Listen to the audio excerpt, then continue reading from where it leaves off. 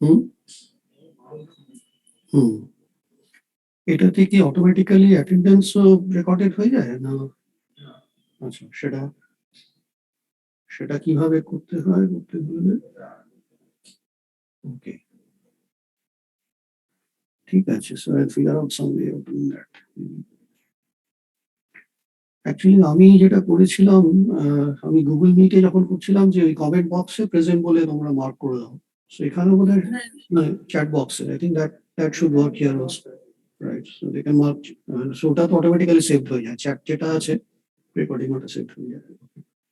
So that maybe the same idea might work.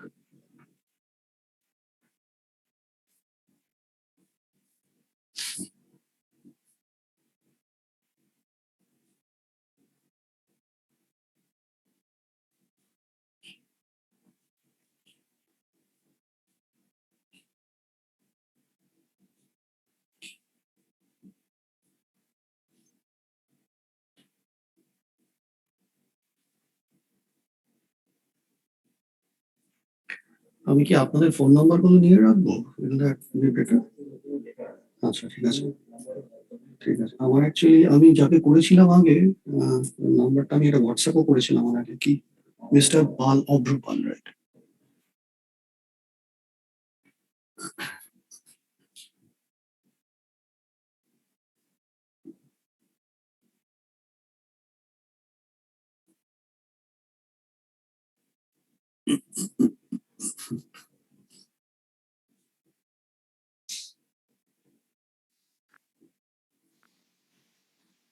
Okay.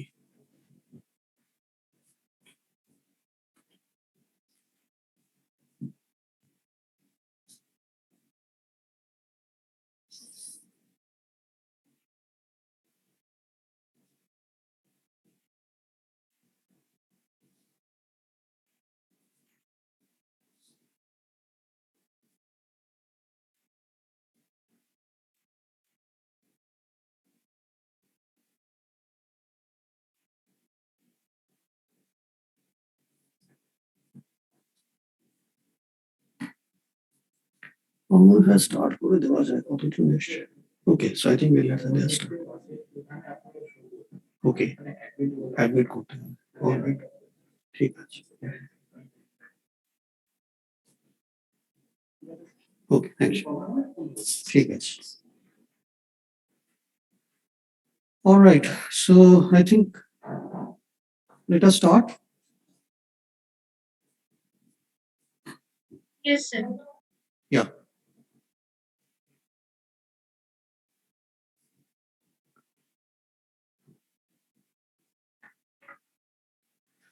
So let me continue what I was doing last time. Namely, I was giving you examples of discrete distribution, specifically examples of discrete random variables. And of course, discrete distributions are nothing but distributions of discrete random variables. Okay, so you remember what is the discrete random variable? It is a random variable that takes values in a countable set. And what is a countable set? It's either a finite set or a countably infinite set. So we saw that X is a discrete, and as I mentioned, I'm going to abbreviate random variable to RV. Okay, that's a standard abbreviation that I'll be using. So means that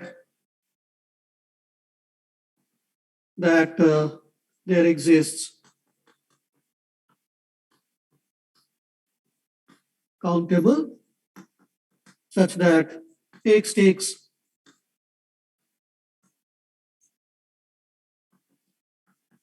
values in S. So here's examples where so X is degenerate at some real number A, then S is of course the singleton A. Then I talked about X is an indicator. Then S could be taken as the doubleton set 0, 1. then X has a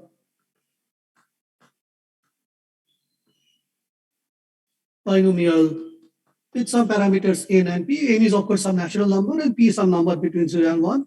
Then I could take S to be 0, 1, 2, etc.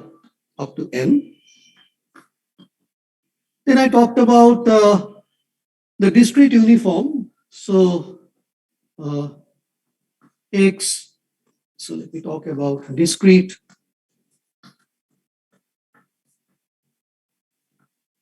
uniform, or also this is also sometimes called the equiprobable distribution, or the random variable takes its values with equal probability. So S is for some x1, x2, xk real numbers. And remember that in each case, so here of course, probability that x equals a is 1. Here probability, say if x equals 1 is p of a, and probability that x equals 0 is 1 minus p of a. If, so let's call p of a as p. So this is 1 minus p. If X is the indicator of the event A, right?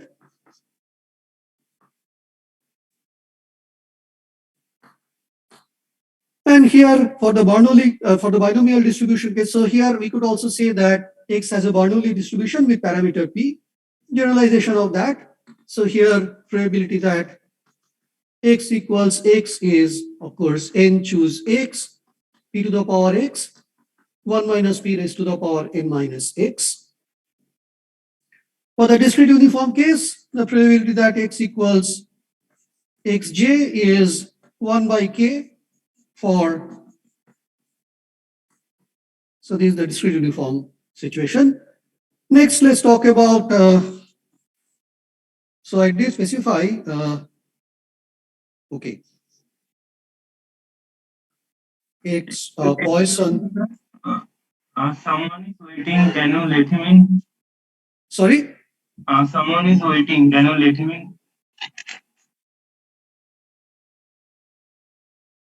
Sorry, I'm not following. So some people are waiting. Oh, some people are waiting. Okay, that's what you're saying. Okay.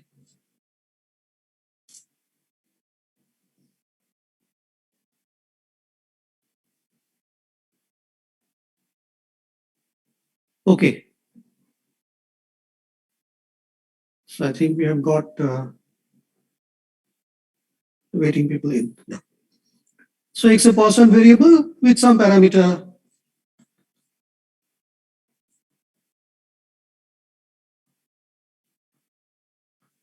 lambda is some positive real number. So this means that here S is the set of non-negative integers. So this is, What is X? A Poisson? so X a Poisson random variable. Yes. Poisson variable. Poisson. Okay, Poisson is Yes. yeah. So that's the name of a French mathematician, one of the earliest probabilists. Of course, the French people will pronounce the name differently, but you know, we are not French, so we are just going to pronounce it as Poisson.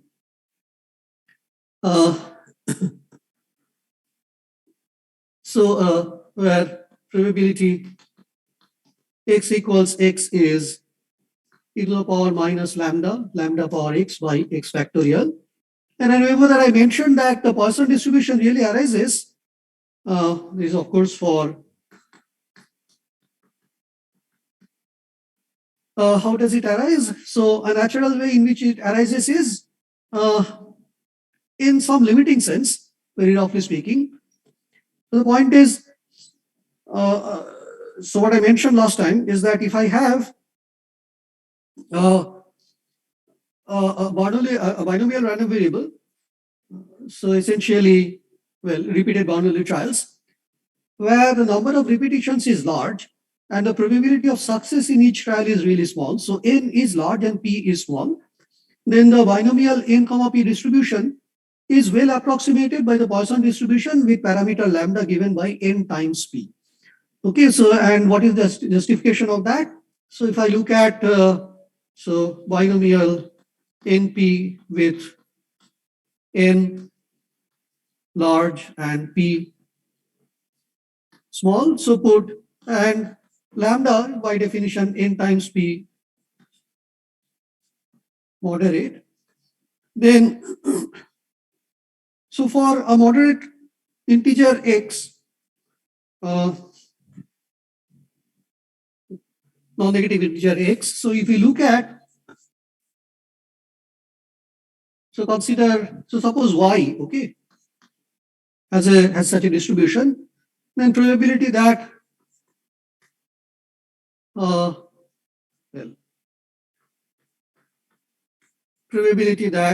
x, so for n really large compared to x, what is the probability that y equals x? This is equal to n choose x, p to the power x, 1 minus p raised to the power n minus x, which is of course n factorial by x factorial n minus x factorial, then p to the power x, 1 minus p raised to the power n minus x. Now remember what is p? P is, so I said that p is really small, but in such a way that n times p is a moderate positive real number. And typical values would be, let's say, some fraction 2, maybe 10 or 15 or something like that, not more than usually that. So then this would be approximately equal to e to the power minus n to the power n plus half square root 2 pi divided by x factorial, then e to the power minus n minus x raised to the power n minus x plus half square root 2 pi by Stirling's approximation. And then suppose I write for p lambda by n, then 1 minus lambda by n raised to the power n minus x. So that would be, let me put again here, approximately equal to. So there would be some cancellation, e power minus n plus x would Excuse me, sir. Yes. Sir, can you please write a little bigger? I mean, I can't see that part clearly. Okay, I'll write larger. Can you read that last line? No, sir, not clearly. Okay. Maybe I'll write it again.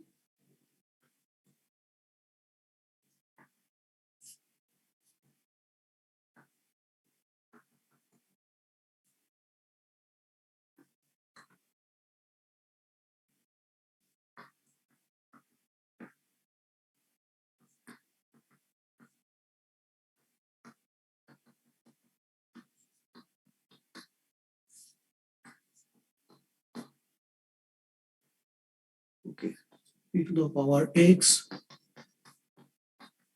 Now here, so I'm going to replace this p by lambda over n.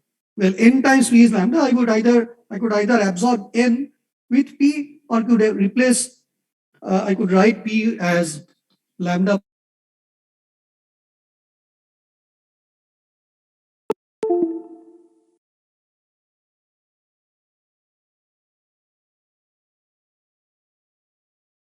Would be no, this would be equal to e to the power minus x by x factorial.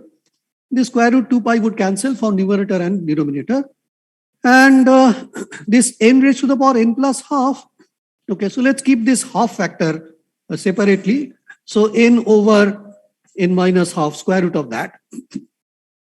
Then here I get a minus n from here, minus x, sorry. Minus x from here. So I write it as, so here is an n to the power m here. So I could write this as n over n minus x raised to the power n minus x, then lambda power x, then 1 minus lambda power n minus x. Right? That's what I get. Lambda by n, sorry.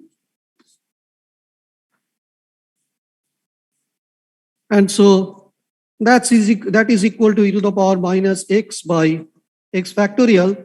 Now this is approximately 1. Okay, so we'll keep again we will approximate in the next stage. Now how much is this? So let us say this is 1 over 1 minus x by n raised to the power, let us say n.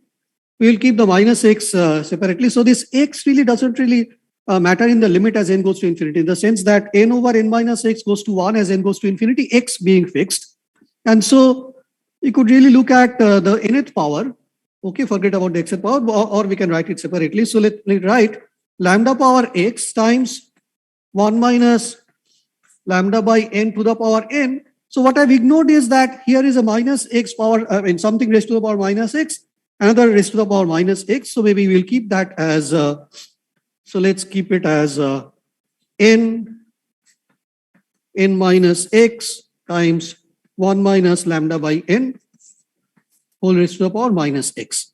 Now you see, as n goes to infinity, okay, this quantity converges to 1, right? So the xth power of this quantity would also converge to 1. So we can forget about this in the limit. So therefore we could just look at this, and what happens to this?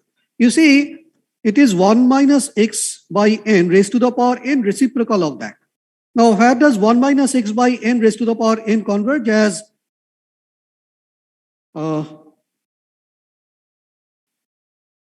So wait a minute, I should have here, yeah. So 1 minus x by n raised to the power n, where does that converge to? That converges e to the power minus x, right? So what does the reciprocal of that converge to? E to the power x. So therefore I have this converges to e to the power minus x by x factorial. Then maybe if you want, I can write this as e to the power minus x. Then lambda power x, and where does 1 minus lambda by n power n converge to? This converges e to the power minus lambda, right? Which is just e to the power minus lambda power x by x factorial.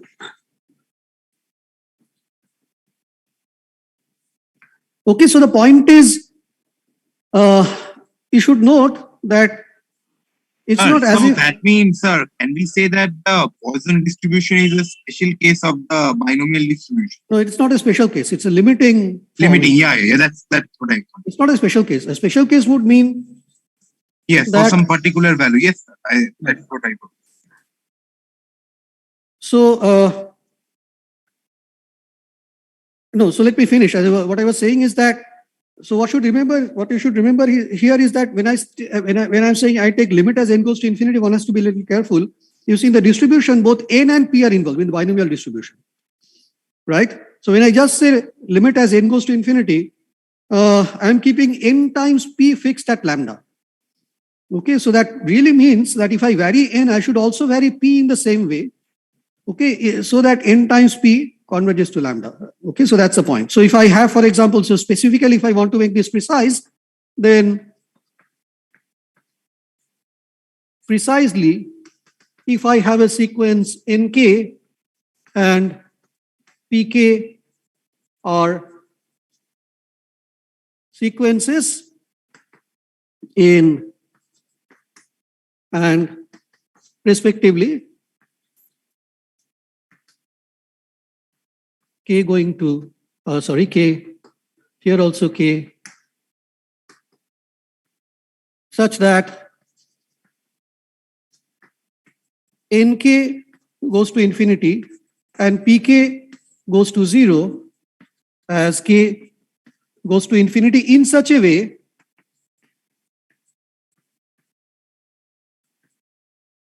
that nk times pk, this converges to lambda, which is a positive real number, Okay, as k goes to infinity again. Then the probability that for any non-negative integer x, binomial random variable, then so for every x in z plus, probability that binomial nk pk equals x, this converges to the probability that a Poisson lambda equals x as k goes to infinity. And I have written here probability rather than simply p. You should understand why I am writing that. The reason is that I don't want to make this very loose. Okay, the point is if I just write p, then you might ask me what is this p? So am I talking about a single experiment? Am I talking about the set of outcomes of a single experiment, and p is a set of probability is defined on subsets of that events in that?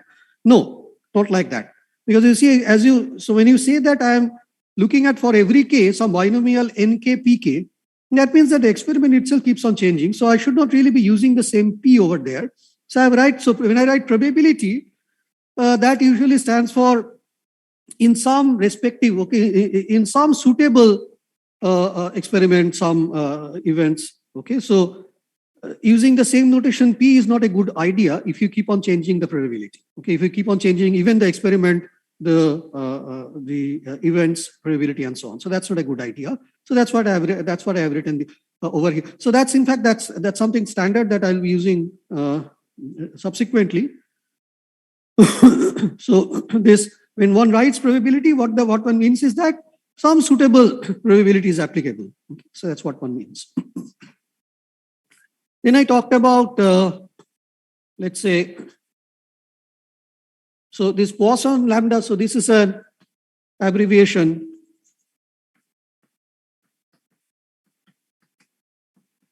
for a Poisson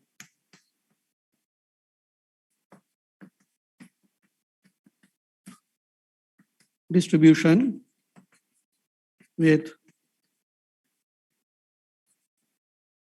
parameter lambda. I think some of you may actually be already familiar with these distributions. These are quite common ones. Anyway, next I could talk about, let's say, a geometric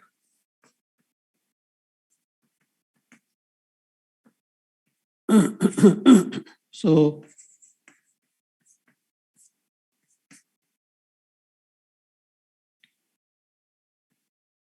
that the set of values, so let me write S is let me just take the set of natural numbers and probability that x equals x is, so p is 0 less than p less than 1, and probability x equals x is simply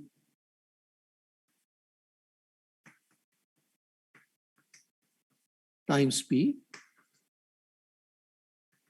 X is,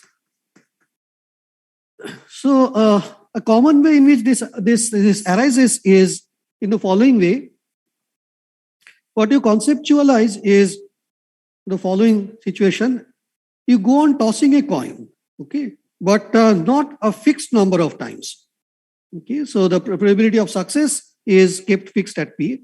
You don't toss it a fixed number of times. What you do is you go on tossing and see when the first head occurs. Okay, so the distribution of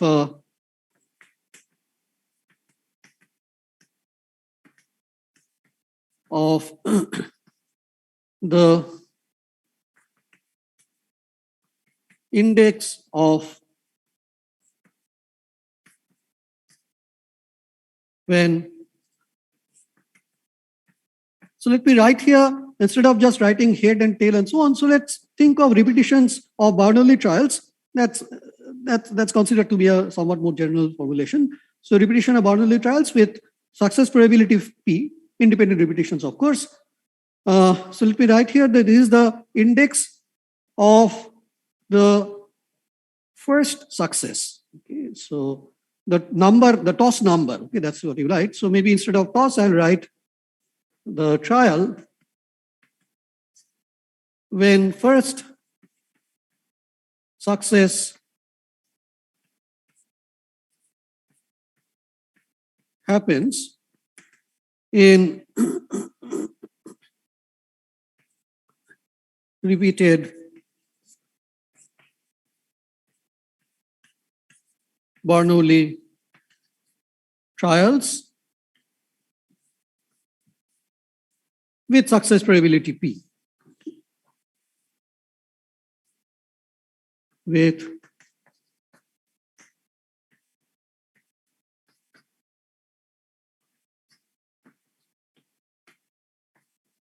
and why is this? So first of all, you might ask me, what is the guarantee that I'm ever going to have a success? Okay, if I go on repeating a Bernoulli trial, the point is, I'll not quite justify that fully, but only give you a rough justification. So you see, this is defined. So where exactly is so here sample space is what? The sample space is because potentially you are actually tossing the coin infinitely many times. Okay, you can't really rule out. You cannot say that I'm going to toss the coin 10 times or 2,000 times or 10 to about 10 to about 10 to about 10 to about 10 times. There is no guarantee that you're going to have a success even in so many trials. Okay, in terms of coin tossing, you may need to go on tossing. You don't know how many times you have to toss. In terms of trials, you might have to repeat the trial. So the best way to think of this is essentially you assume, okay, you sort of imagine that the trial was actually conducted indefinitely. Okay, so infinitely many times, although physically that would not be possible, but in terms of our thinking, okay, in terms of imagination, let's imagine that the trial was actually repeated infinitely many times. So that what is the typical outcome of this experiment? It would be an infinite sequence of successes and failures. Okay, and you are asking, where does the first success occur? Now, this would be well defined, of course, provided that there was some success. Okay, so there is one outcome where this random variable is not even defined. What is that outcome? The outcome where all these trials ended up in failures, right? So there is one sequence where all the terms are failure. There, I would not be able to define this random variable, except possibly you can try to imagine and try to define it as infinity, but then there's not a real number. Okay? There is no real number called infinity, so there's not a real random variable if I want to define it also for that outcome. But unfortunately, that outcome can only come with probability 0 under whatever, so of course, assuming that P is between 0 and 1, strictly between 0 and 1. So let me roughly give you, so omega is success failure, so raised to the power infinity. Okay, what that means is that, so maybe I'll write here omega 1. So I'll just write it briefly as, so this will be a notation for sequences. Okay, in parentheses, omega n in parentheses, and I'll write n greater than or equal to 1 as the subscript to indicate that there is a sequence, little omega 1, little omega 2, etc., where omega n is S, or so maybe I should write here omega n belongs to success or failure for all n. Now, so if I call this random quantity as x, so x will not quite be defined, is not defined on the outcome. Okay, you understand what that means? This means, of course, a sequence can never be specified by writing down only finite many terms, but doesn't really matter. I mean, understand that this is a sequence where all terms are f. So, but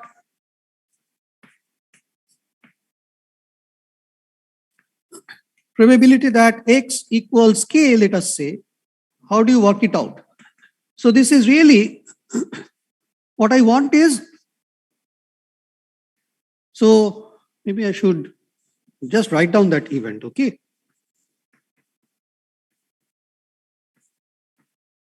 So if K is a natural number, then what is the event that X equals K? This event consists of exactly the single outcome where you have the first success in the kth trial, right? The previous ones were all failures. So that would really stand for all possible outcomes where omega 1, omega k minus 1, they were all failures, and omega k is a success, right? Now this is really like saying that you might as well, so calculate the probability of this event, you might as well restrict your attention only to the result of the first k mini trials, because the remaining trials, I don't really care what happens. Okay, the results of the remaining trials could be, are irrelevant. Okay, whether they are success or failure, I don't care. I'm only interested in the result of the first k trials, where I demand that the first k minus 1 should have failures, the last one should have a success. What is the probability of that? So if I just restrict my attention to the experiment where the trial was repeated k times, I would be able to calculate the probability of this event. In what way? Well, what is the probability of this particular event? When I just repeat the trial k times, then I know that my sample space is what? Well, sequences of length k consisting of S and F.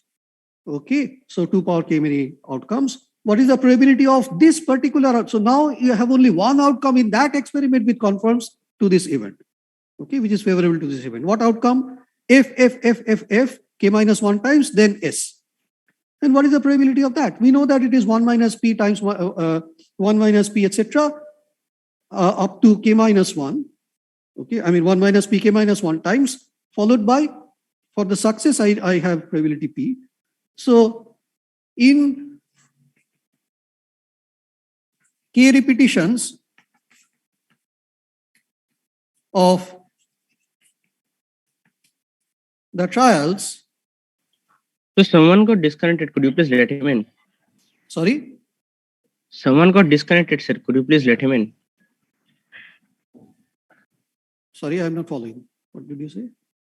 Sir, someone got disconnected from the meeting. So could you let him in? Oh, okay.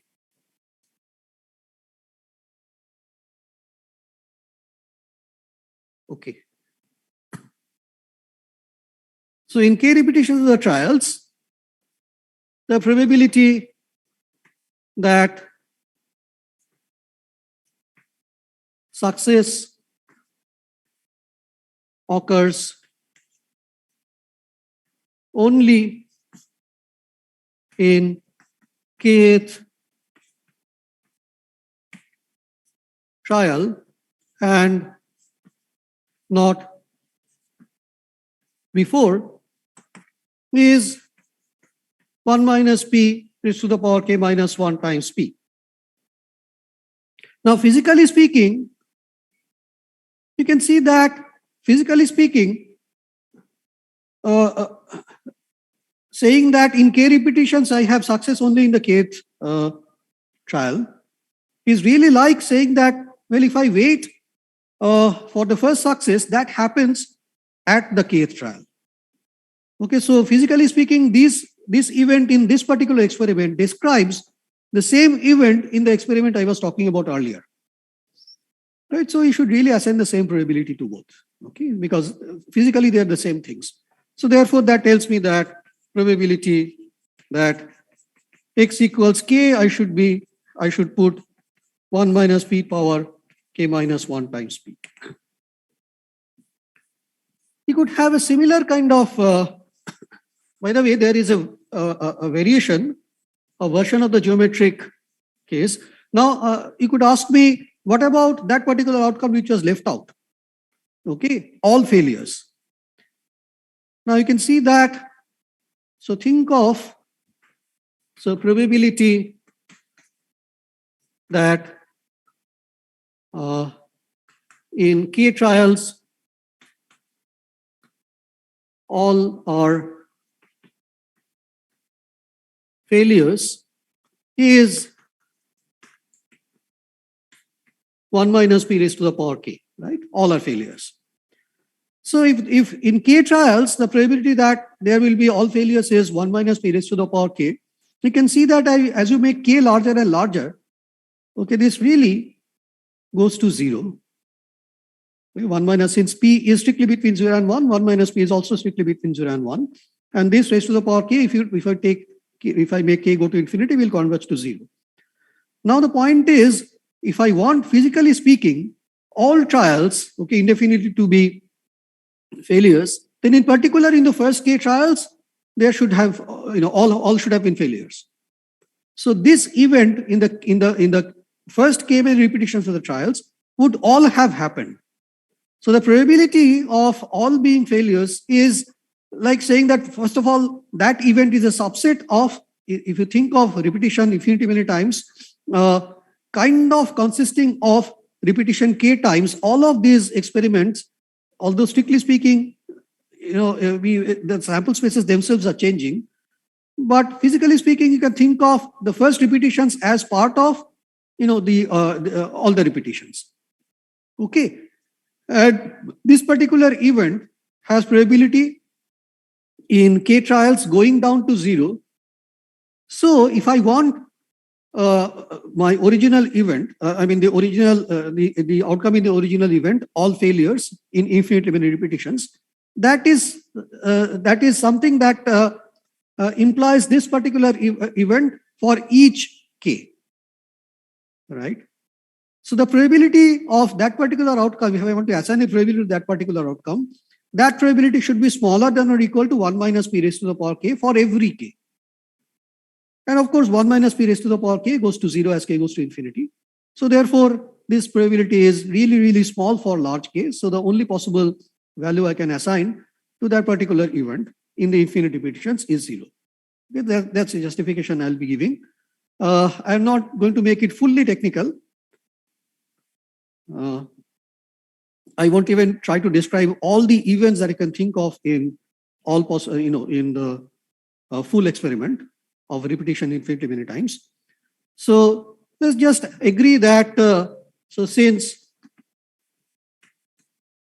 all failures in infinitely many tosses implies, so this of course goes to 0 as k goes to infinity. This is in fact something that you could also write this decreases to 0.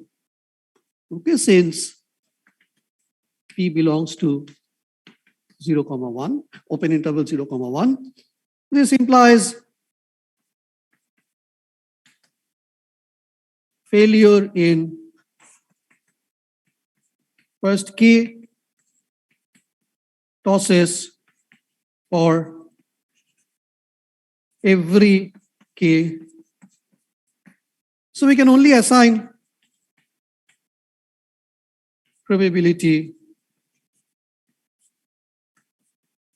0 to that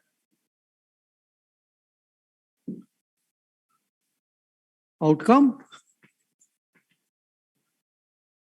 thought of as constituting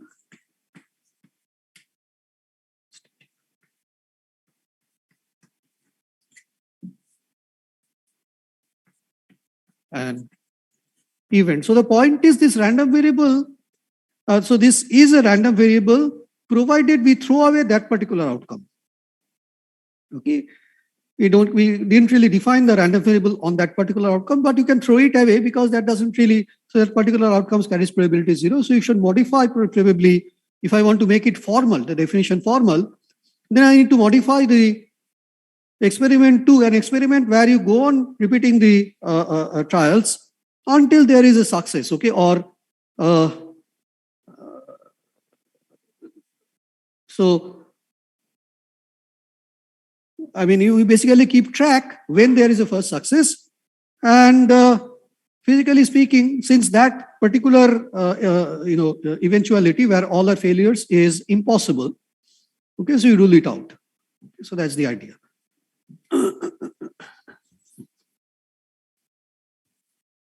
Similarly, we could wait for, so this is also an example. Sometimes it is another name that is used for this geometric variable is that it's a waiting time variable. You wait for the first success. Now, suppose instead of the first success, you wait for, let's say, some nth success, okay, second success or third success or some nth success. N is some natural number. Of course, when n is 1, you have the geometric. What happens for a larger value of n? You see, suppose you want to talk about, so you have, so repeat Bernoulli trials.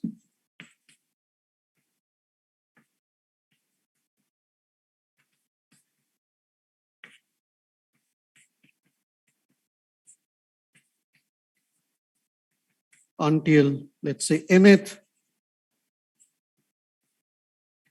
success. So actually, as I was mentioning, there is another variation of the geometry distribution where instead of counting the index of the toss with the first head, what you do is you count the number of, so in terms of tosses, number of tails before the first head, or in terms of general Bernoulli trials, number of failures before the first success. But that and these are just really the same, except for you are not counting the toss where there was a first head. So you're really subtracting 1 from this previous variable. Okay, that is also sometimes called a geometric variable, where that particular variable, what is the probability that that variable will take a value, let's say, k. That means that there are k failures before the first success. That's simply the event that the previous variable takes the value k plus 1. Okay, so k failures, then a success. That's really same thing as saying that the first success occurs at trial number k plus 1. So that is also sometimes called a geometric. Maybe I'll just write that down. Variation of geometric P. So number of failures before first success. This is x minus 1, where x follows geometric P in the earlier sense, okay?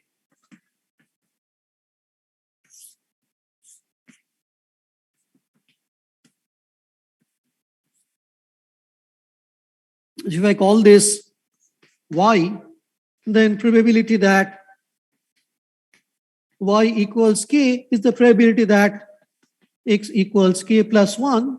This is 1 minus p raised to the power k times p. And k here can start from 0, 1, 2, etc. Oh, sorry. K here can start from 1 only. No, sorry. Here it can start from 0, 1, 2, 3, etc. Yeah. Earlier, I would have started k from 1 onwards. So here I could also start k. I need to start k at 0 because there could be no failure. So the first trial itself could result in a success. All right. So suppose n is some given natural number and success probability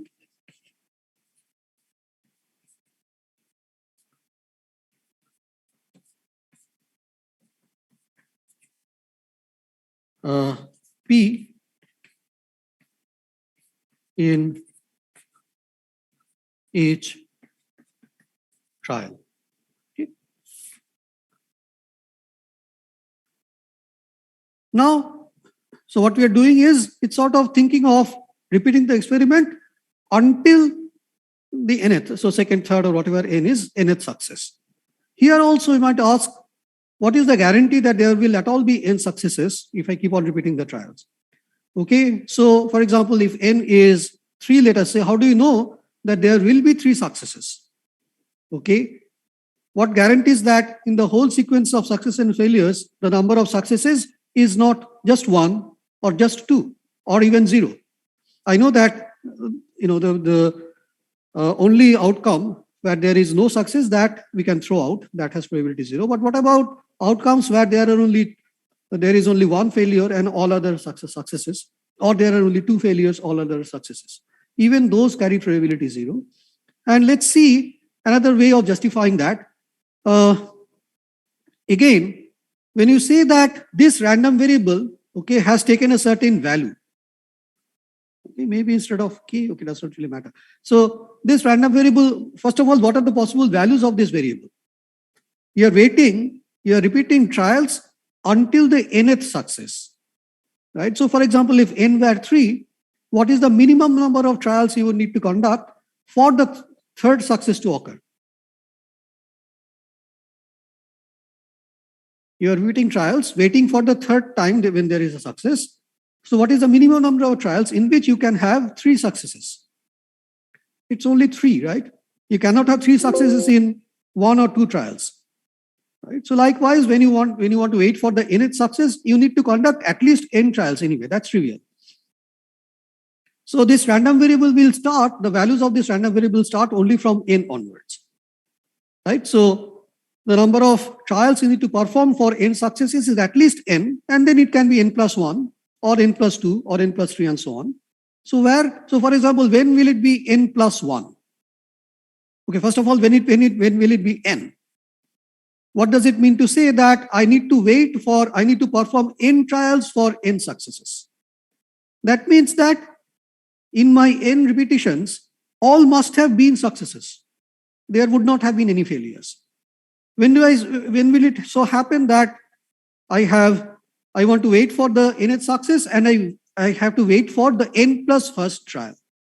For example, if I want to wait for the third success, okay, when will it so happen that the number of trials I need to conduct is exactly 4? Do you see when that will happen? For that to happen, what I must have is that in the previous 3 trials, okay, what is the number of successes? It must be, because see, I wait for the 4th trial for the third success. Okay, what does that mean? That means that first of all, there is a success at the 4th trial. Otherwise, if there were already 3 successes in previously, then I would not need to wait for the 4th trial. Also, when I say that with the 4th trial, my goal is achieved, that is, there is a success, there is a third success there. That means that in the previous 3 trials, there would have been 2 successes. So in general, when I say that I need to wait for, the number of trials I need to wait for the nth success is n plus 1. What does that mean? That means that in the previous n trials, I would have had how many successes? N successes. N minus 1. N minus 1, yeah. And then the last one, at the n plus first trial, there would have been a success. Yes. Right? Now you see, think of repeating the experiment n plus 1 times. You can assign a probability to the event where there are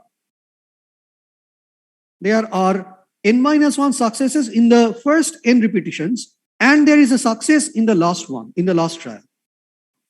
Right? You see, since the experiments are repeated independently, you can think of this first n repetitions and the last repetition as 2 independent experiments.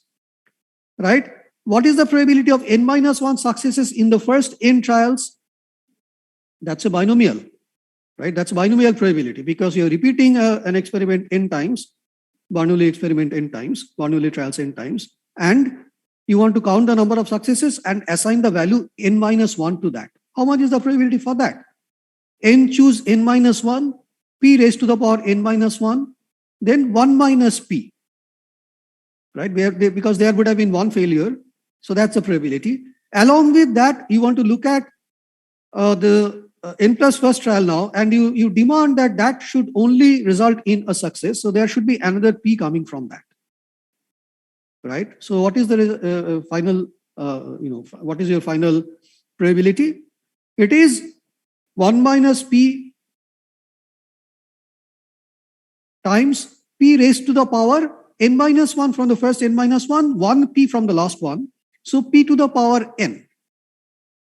Now you can roughly see what is happening if I want to say that. So now you can generalize. Suppose you want the nth success to occur at the n plus mth trial. Okay, obviously it has to be something that is larger than or equal to m. So we have seen what is the probability when you have exactly n.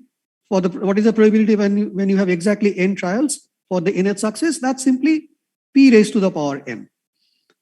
When you have n plus 1 trials, okay, what is the probability that this random variable is n plus 1? We have seen that is 1 minus p times, there should be n choose n minus 1 there. N choose n minus 1 is n.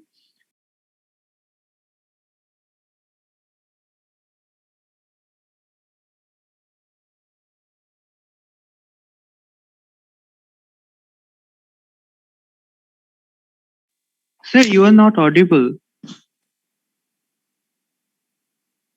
Sir, you are not audible.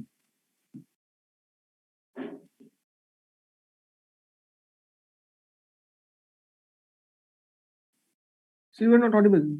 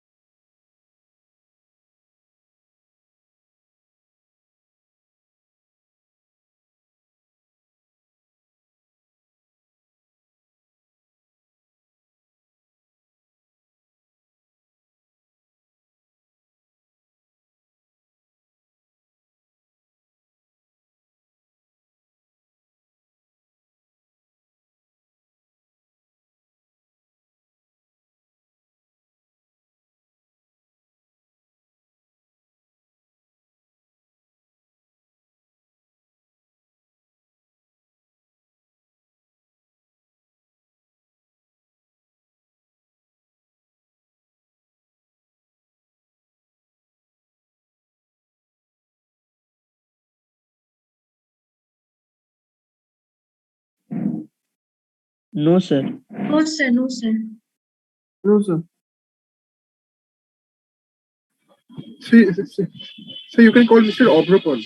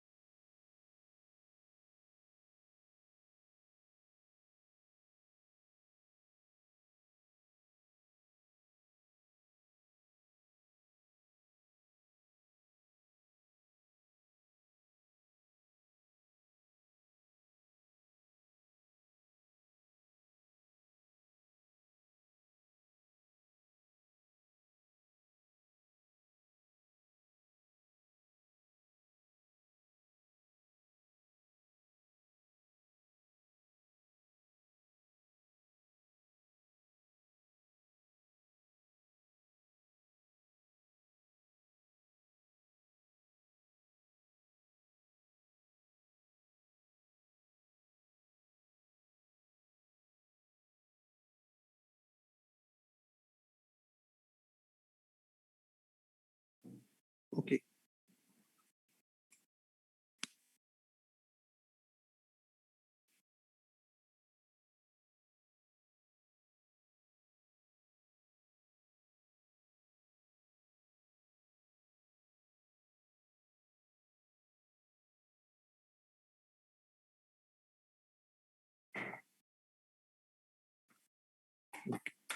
Yeah. So can you hear me now? Yes, sir. Yes, sir. All right. Okay. Thanks. Okay, so suppose I denote the number of trials are needed for the unit success as X now. So how do you assign? So think of the event. Okay, so the possible values of X are now X belongs to S, which is n plus 1, like that, right? So think of event n equals 1. So this event is really same as really the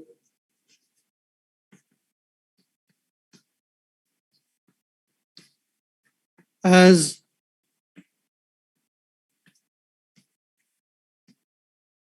following event in m plus 1 repetitions, where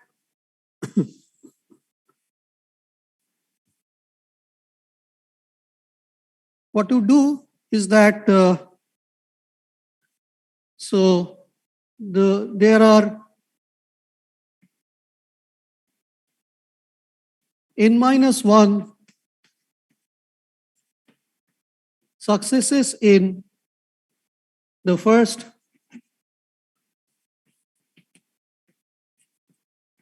n minus m plus 1 trials and a success in the last, that is n plus mth trial. Right? Now, how would you assign, what would be the probability of this particular event when you repeated the experiment n plus m times? So the probability of that event would be,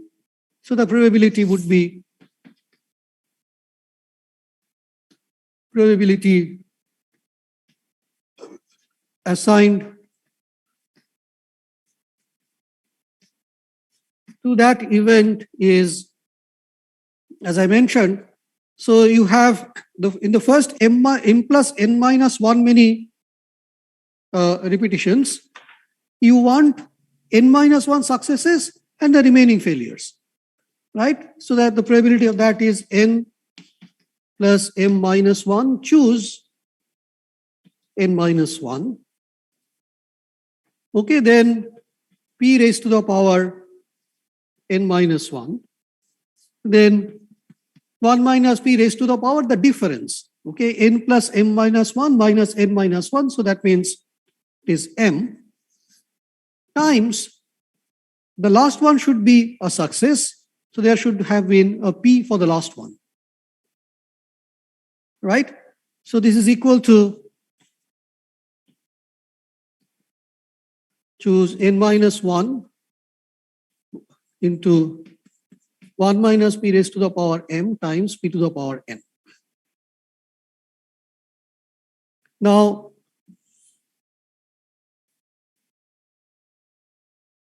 so that takes me, so if you want to express in terms of the actual value of the random variable x, so if I look at the probability that x equals x, is this number when, this expression, when what is the connection between, so I just called the value of the random variable x here as m plus n. So the point is x, okay, the actual value can be expressed by, simply as x minus m, right? So now I want to assign this number to the probability of, to the number, to the actual value x. Then I should just call m plus n as x, right? So this should be, so m is x minus n, right? So I can write this as x minus 1 choose n minus 1, 1 minus p raised to the power m, which is x minus n, then p raised to the power n, right?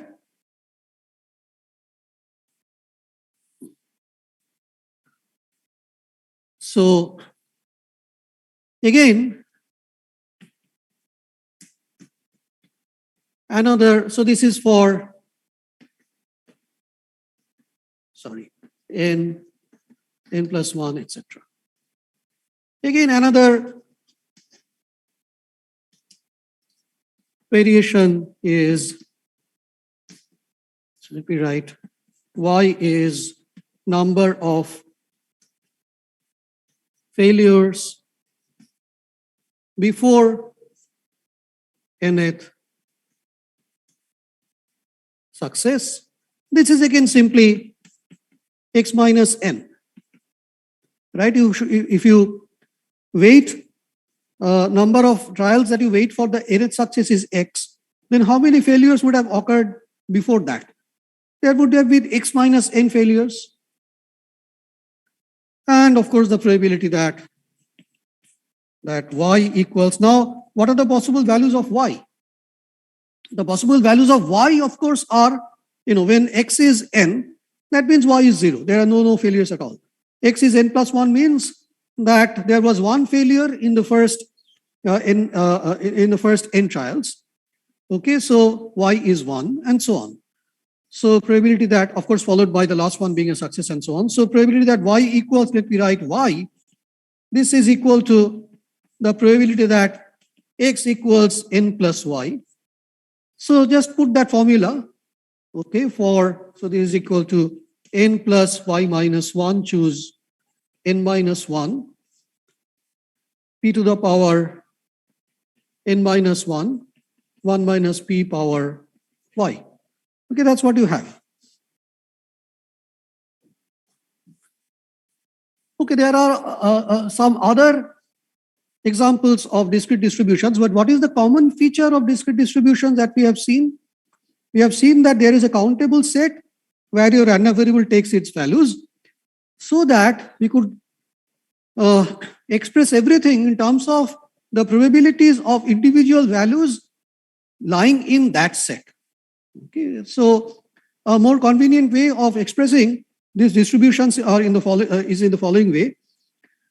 You look at the following function defined on that set. Okay, so you define a function on S, taking values again in interval 0 to 1, where what is the value of the function at any point of S? It is simply the probability that this random variable takes that particular value. That, of course, can be extended to entire real line in what way? For any real number which is not in that set, you obviously assign 0, right? So this function is called a probability mass function, the probability mass function of this random variable. So let me write that down. For a discrete random variable taking values in the countable set S, the probability mass function, in short, this is denoted by PMF. Of course, not the same as the abbreviation PMF in some other contexts.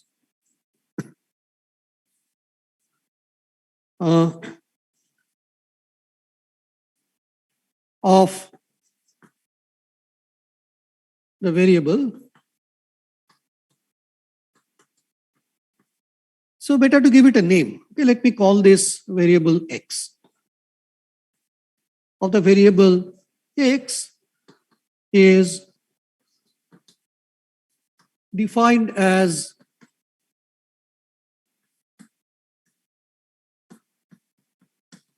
function, maybe I should introduce some notation for that. So let me call this P of, okay, maybe I'll use fx, okay. So fx is to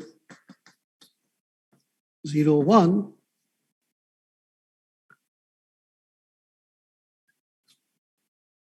by fx of x is P of, or if you like, this is Px of singleton x, where Px is the distribution of x. Now this function can be naturally extended to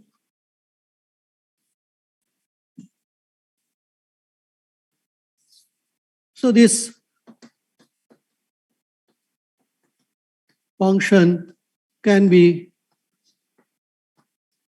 naturally extended to all of R by fx of x is 0 if x is not an element of S.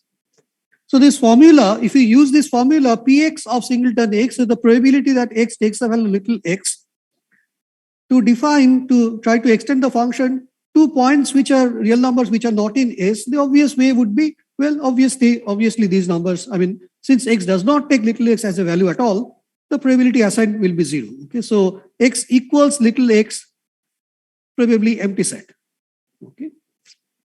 So what we do therefore is that you ask what sort of functions can occur as probability mass functions. So one can easily check this, that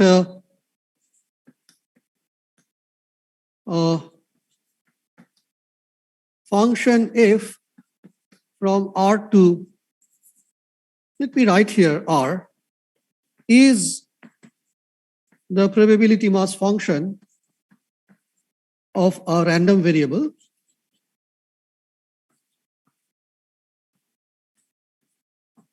if and only if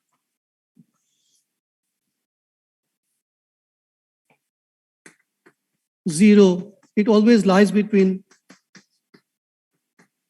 0 and 1, and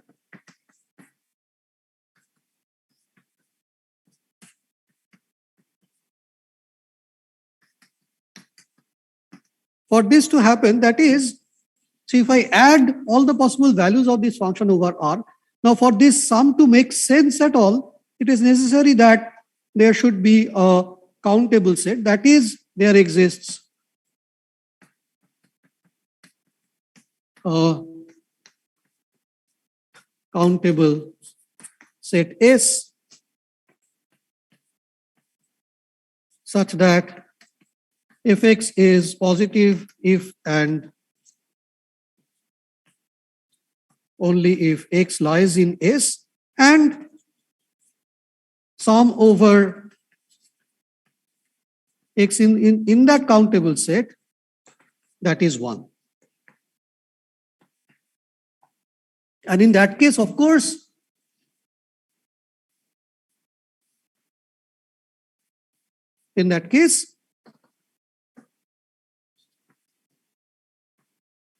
f is the probability mass function of a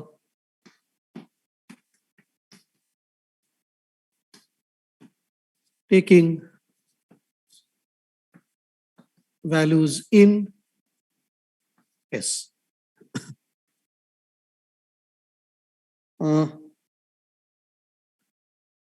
So the formulas that we had earlier, so for the degenerate distribution, what is the PMF? 1 if x is A, 0 otherwise.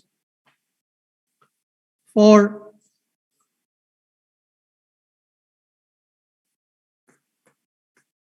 let's say binomial n comma p, if x is, so maybe I should write here x. So that means that f is fx, okay? F is the PMF of the random variable x. So what is fxx? Remember, it is just so it is simply n choose x, p to the power x, 1 minus p power n minus x if x is 0, 1, 2, like that, up to n 0. Otherwise,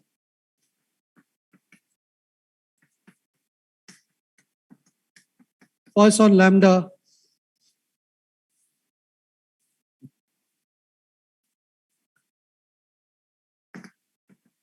if xx is e to the power minus lambda, lambda power x by x factorial. If x is a non-negative integer, 0. Otherwise, and so on. Okay. By the way, remember we had what I called the hypergeometric distribution.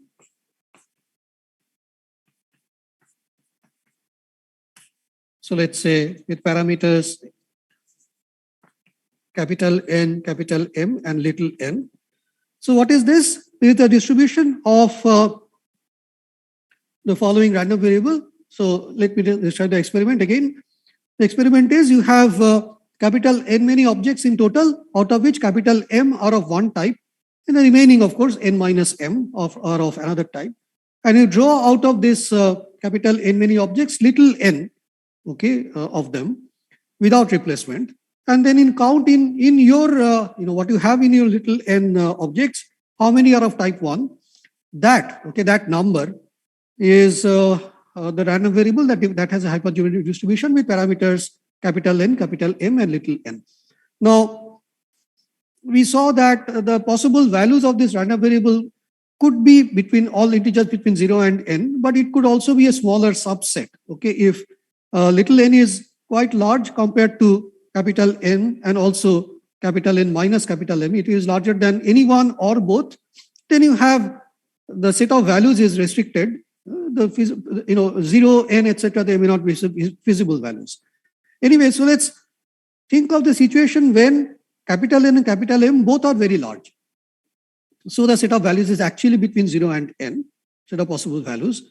You see, remember something I mentioned earlier, that when you are drawing from a large population where you have a reasonable number, so both the number of objects are type 1 and the number of objects both are large, then as long as little n is really small compared to this, you are drawing a small number of items or small number of the objects. Drawing with replacement and without replacement doesn't really make all that much of a difference. And why is that? Roughly speaking, the result is this. So suppose you think of a case when n is really small compared to m, and also n is really small compared to n minus m. Then for probability that x equals x, so let me call this random variable x, is what? This is, remember, this is m choose x, n minus 1 choose n minus x, divided by n choose little n, and which is what?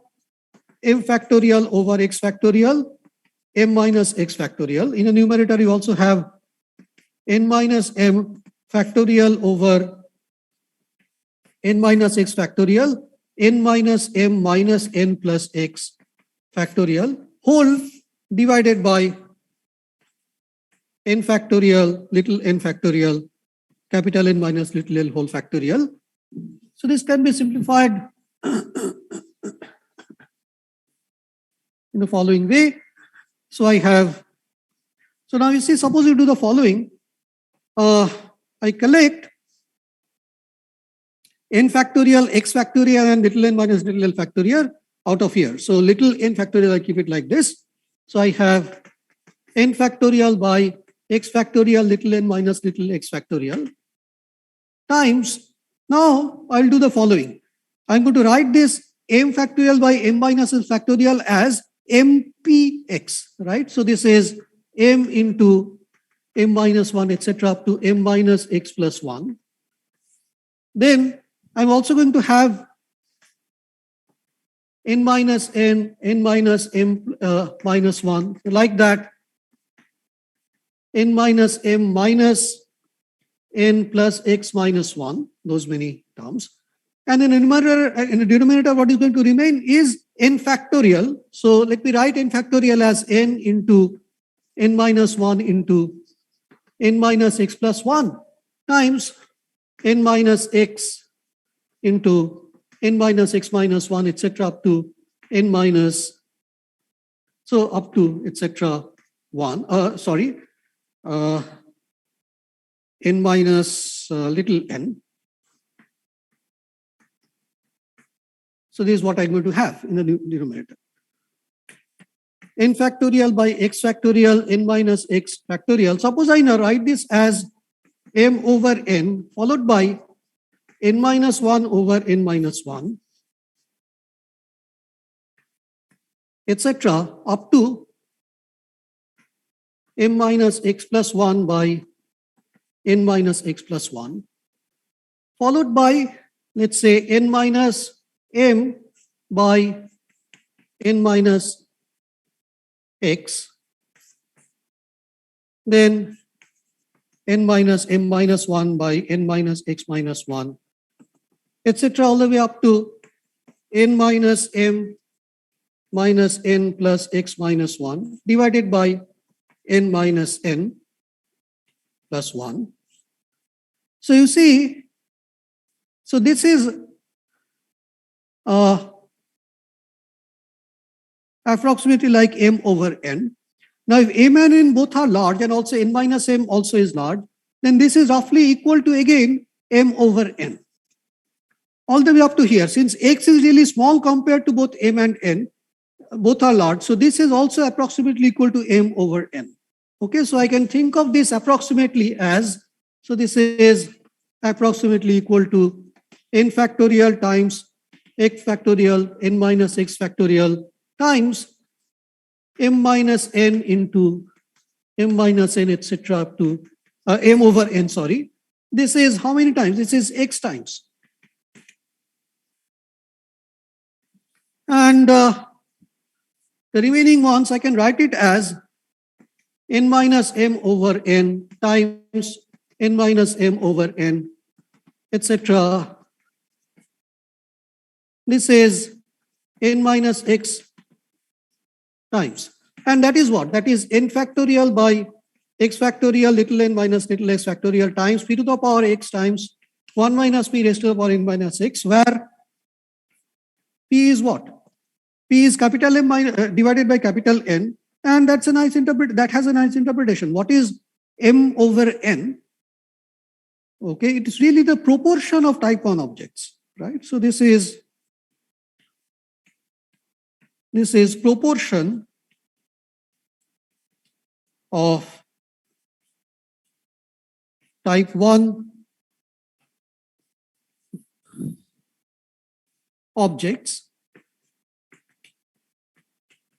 when the experiment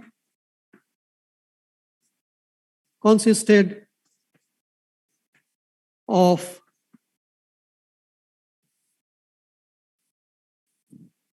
counting number of type 1 objects out of n when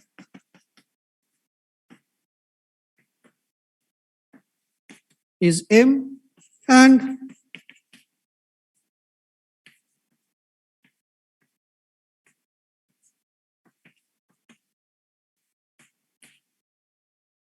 so it's like saying that if you draw one object out of the whole collection at random, then P is the probability that that object will be of type 1, right?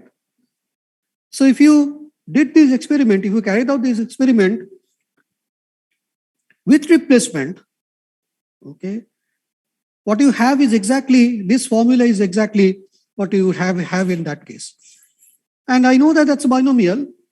So in fact, this is of course a binomial probability. So that tells me that the hypergeometric can be well approximated by a binomial if the number of items you draw is small compared to both the number of type 1 objects as well as number of type 2 objects. Okay, so I think I'll stop today and run out of time also, I think. Yeah, so you can do the same way. You can just write present in the chat box. Okay, so then you will stop.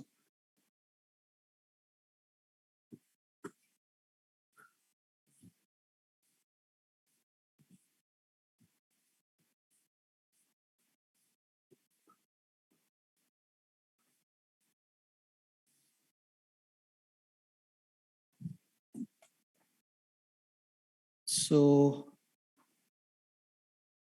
all right.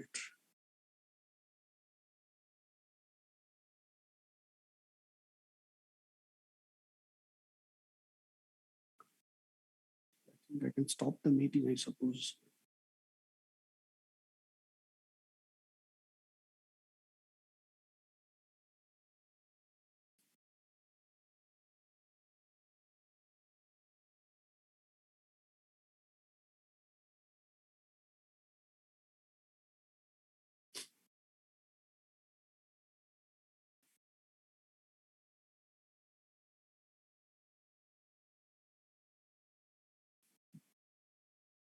Recording stopped.